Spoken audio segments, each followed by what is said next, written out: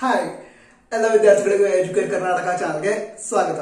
BSc nursing course ಇರೋದನ್ನ ಈ ವರ್ಷ ಯಾವ ರೀತಿ ಜಾಯಿನ್ ಆಗೋದು, ಪ್ರೊಸೀಜರ್ ಯಾವ ರೀತಿ ಇರುತ್ತೆ, ನಂತರ how to apply for BSc nursing course ಅಂತ ವಿದ್ಯಾರ್ಥಿಗಳು ಕೇಳ್ತಾ ಇದ್ರು. ಅಂದ್ರೆ ಹೊಸದಾಗಿ ಅದು ಅಪ್ಲಿಕೇಶನ್ ಹಾಕ್ಬೇಕಾ ಅಂತ ಕೇಳ್ತಾ ಇದ್ರು. ನಿಮ್ಮ ಎಲ್ಲ ಡೌಟ್ ಅನ್ನ ಈ ವಿಡಿಯೋದಲ್ಲಿ ಕ್ಲಿಯರ್ ಮಾಡ್ತಿದ್ದೀನಿ. ಮೊದಲಾಗಿ BSc ನರ್ಸಿಂಗ್ ಕೋರ್ಸ್ಗೆ ಅಂತ ಸೆಪರೇಟ್ ಆಗಿ ಅಪ್ಲಿಕೇಶನ್ ಇರಲ್ಲ. ಓಕೆ, ನೀವು ಆಲ್ರೆಡಿ ಈಗ KCET ಗೆ ಅಪ್ಲೈ ಮಾಡಿದ್ರಿ, ಅಪ್ಲೈ ಮಾಡಿದ್ರೆ ಎಕ್ಸಾಮ್ ಬರೆದ್ರಿ, ಎಕ್ಸಾಮ್ ಆದ್ಮೇಲೆ ರ್ಯಾಂಕಿಂಗ್ ಕೂಡ ಬಂತು. ಈಗ ನೀವು KCET ರ್ಯಾಂಕಿಂಗ್ ಲಿಸ್ಟ್ ಅನ್ನು ತೆಗೆದುಕೊಂಡು ನೋಡಿದ್ರೆ ಅಲ್ಲಿ BSc ನರ್ಸಿಂಗ್ ರ್ಯಾಂಕ್ ಕೂಡ ಕೊಟ್ಟಿದ್ದಾರೆ. ಆ BSc ನರ್ಸಿಂಗ್ ರ್ಯಾಂಕ್ ಏನಿದೆ ಅದರ ಆಧಾರದ ಮೇಲೆ ಕೌನ್ಸಿಲಿಂಗ್ ಏನು ಸ್ಟಾರ್ಟ್ ಆಗುತ್ತೆ. ಆ ಕೌನ್ಸಿಲಿಂಗ್ ಅಲ್ಲಿ ನೀವು ಪಾರ್ಟಿಸಿಪೇಟ್ ಮಾಡ್ತೀರಾ. ಪಾರ್ಟಿಸಿಪೇಟ್ ಮಾಡಿ ಸೀಟ್ ಅಲಾಟ್ ಆದ್ಮೇಲೆ ಕಾಲೇಜ್ಗೆ ಹೋಗಿ ಜಾಯ್ನ್ ಆಗ್ತೀರಾ.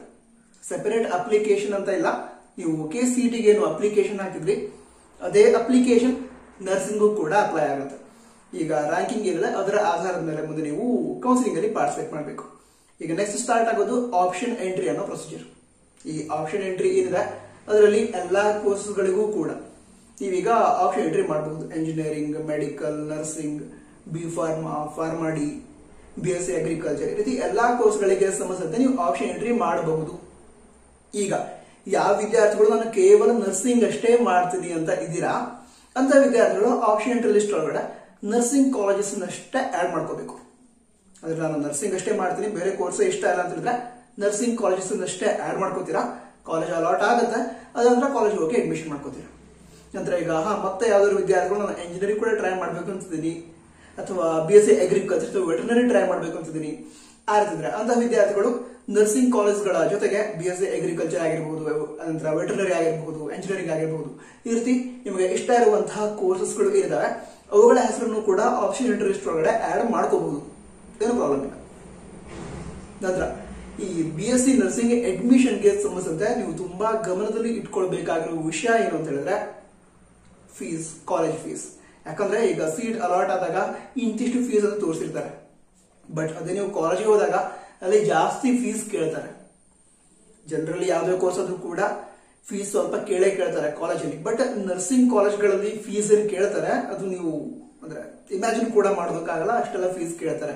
ಹಿಂದಿನ ವರ್ಷ ಹಲವಾರು ವಿದ್ಯಾರ್ಥಿಗಳು ಸೀಟ್ ಅಲಾಟ್ ಆದ್ಮೇಲೆ ಕಾಲೇಜಿಗೆ ಹೋಗಿ ಅವ್ರು ತುಂಬಾ ಫೀಸ್ ಕೇಳ್ತಾ ಇದಾರೆ ಅಂತ ಹೇಳಿದಾಗ ಏನ್ ಮಾಡ್ಬೇಕು ಅಂತ ಗೊತ್ತಾಗದೆ ಅಳ್ತಾ ಇರೋ ವಿದ್ಯಾರ್ಥಿಗಳು ಕೂಡ ಇದ್ದಾರೆ. ಸೊ ಈ ಸಿಚುವೇಶನ್ ಬರಬಾರ್ದು ಅಂತ ಹೇಳಿದ್ರೆ ನೀವೇನ್ ಮಾಡ್ಬೇಕು ಅಂತ ಹೇಳಿದ್ರೆ ಆಪ್ಷನ್ ಎಂಟ್ರಿ ಒಳಗಡೆ ಕಾಲೇಜ್ಗಳ ಲಿಸ್ಟ್ ಅನ್ನ ಏನು ಆಡ್ ಮಾಡ್ಬೇಕು ಅಂತ ಹೇಳ್ತೀರಾ, ಆ ಕಾಲೇಜ್ಗಳ ಕಾಂಟ್ಯಾಕ್ಟ್ ನಂಬರ್ ನಿಮ್ಗೆ ಸಿಗತ್ತೆ. ಗೂಗಲ್ ಸರ್ಚ್ ಮಾಡಿದ್ರೆ ಕಾಂಟ್ಯಾಕ್ಟ್ ನಂಬರ್ ಸಿಗತ್ತೆ. ಅವಾಗ ಏನ್ ಮಾಡ್ಬೇಕು ಅಂತ ಹೇಳಿದ್ರೆ ಈಗ ಆಪ್ಷನ್ ಎಂಟ್ರಿ ಲಿಸ್ಟ್ ಮಾಡಿದ್ರೆ ಒಂದು 50 ಕಾಲೇಜ್ಗಳು ಇದಾವ ತಿಳ್ಕೊಳ್ಳೋಣ. ಅವಾಗ ನೀವು ಮಾಡ್ಬೇಕಾಗಿರೋ ಕೆಲಸ, ಇದು ಫಸ್ಟ್ ಪ್ರಯಾರಿಟಿಯಲ್ಲಿರೋ ಕಾಲೇಜ್, ಅದನ್ನು ಗೂಗಲ್ ಸರ್ಚ್ ಮಾಡಿ ಕಾಲೇಜ್ನ ಕಾಂಟ್ಯಾಕ್ಟ್ ನಂಬರ್ ಸಿಗುತ್ತೆ, ಕಾಲೇಜಿಗೆ ಕಾಲ್ ಮಾಡಿ ನಿಮ್ಮ ಕಾಲೇಜಲ್ಲಿ ಈಗ ಫೀಸ್ ಎಷ್ಟಿದೆ, KCET ಥ್ರೂ ಅಡ್ಮಿಷನ್ ಮಾಡ್ಕೊಂಡ್ರೆ ನಿಮ್ಮ ಕಾಲೇಜಲ್ಲಿ ಹಿಂದಿನ ವರ್ಷ ಎಷ್ಟು ಫೀಸ್ ಇತ್ತು, ಈ ವರ್ಷನೂ ಫೀಸ್ ಎಷ್ಟಿರತ್ತೆ, ಇದ್ರ ಡೀಟೇಲ್ಸ್ ಅನ್ನ ತಿಳ್ಕೊಳ್ಳಿ. ಅಕಸ್ಮಾತ್ ಇವರು ತುಂಬಾ ಫೀಸ್ ಹೇಳ್ತಾರೆ ಅಂತ ಹೇಳಿದ್ರೆ ನಿಮ್ಮ ಆಪ್ಷನ್ ಎಂಟ್ರಿ ಲಿಸ್ಟ್ ಇಂದ ಆ ಕಾಲೇಜ್ ಹೆಸರನ್ನೇ ಡಿಲೀಟ್ ಮಾಡಿ. ಓಕೆ, ಈ ಎಲ್ಲ ವಿಷಯಗಳನ್ನ ಗಮನದಲ್ಲಿ ಇಟ್ಟುಕೊಂಡು ಆಪ್ಷನ್ ಎಂಟ್ರಿ ಲಿಸ್ಟ್ ಅನ್ನ ರೆಡಿ ಮಾಡ್ಕೊಳ್ಳಿ. ಆಪ್ಷನ್ ಎಂಟ್ರಿ ಮಾಡಿ ಅದಂದ್ರೆ ಕಾಲೇಜ್ ಅಲಾಟ್ ಆಗುತ್ತೆ, ಕಾಲೇಜ್ ಅಲಾಟ್ ಆದ್ಮೇಲೆ ಫೀಸ್ ಅನ್ನ ಪೇ ಮಾಡಿ ಕಾಲೇಜ್ ಹೋಗಿ ಅಡ್ಮಿಷನ್ ಅನ್ನ ಕಂಪ್ಲೀಟ್ ಮಾಡಿ. ಇದಿಷ್ಟು ವಿಷಯ ಆಗಿತ್ತು. ಇದ್ರ ಬಿಟ್ಟು ಕೂಡ ಏನೋ ಡೌಟ್ ಇದ್ರೆ ಏನ್ ಮಾಡ್ತೀರಾ ಕಮೆಂಟ್ ಬಾಕ್ಸ್ ತಿಳಿಸಿ. ಮುಂದಿನ ವಿಡಿಯೋ ಸಿಗೋಣ. ನಿಮ್ಮ ಡೌಟ್ ಅನ್ನ ಕ್ಲಿಯರ್ ಮಾಡೋದಕ್ಕೆ ಮುಂದಿನ ವಿಡಿಯೋ ಸಿಗೋಣ.